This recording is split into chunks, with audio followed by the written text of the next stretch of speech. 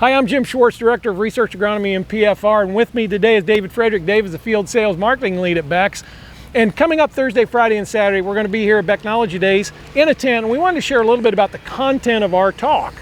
So since the modern agriculture began in the 30s and 40s, when we think about decisions we make, most of them are made post-mortem.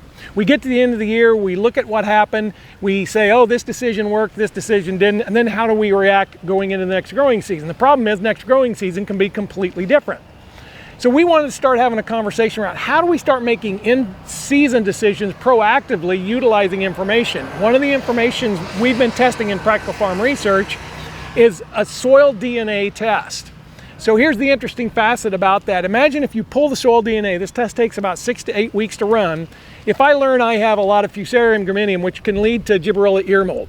All right, if you irrigate and by the way, Fusarium gramineum, that gibberella comes in during flowering or pollination time. If you irrigate, you don't want to if you have a lot of Fusarium gramineum in your soils. So if you can take this DNA test, understand what's in your soils, and then make decisions, maybe I don't irrigate for a 2-week time frame or 10 days while I'm pollinating, that can increase your profitability simply by understanding what's present in your soil through DNA testing. So that's what I'm going to be talking about is how do we switch over from post-mortem agriculture more to in-season agriculture using information through technology. That's some of the future stuff that's going to be available to us. So I'm going to shift gears and talk a little bit about some of the information we have available today and how we can make some of those in-season decisions based on some of that information that's available to us. One of those studies that's been done across our soybean growing states was a 4-year study that talks about the high yield factors and the low yield factors in those environments.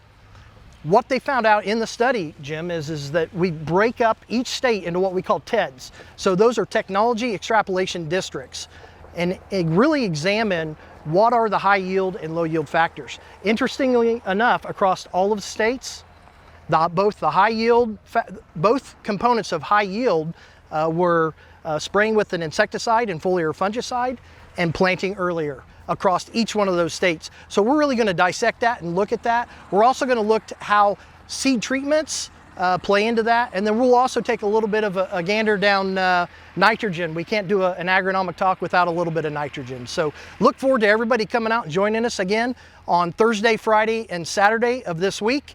It's going to be beautiful. We hope to see you there.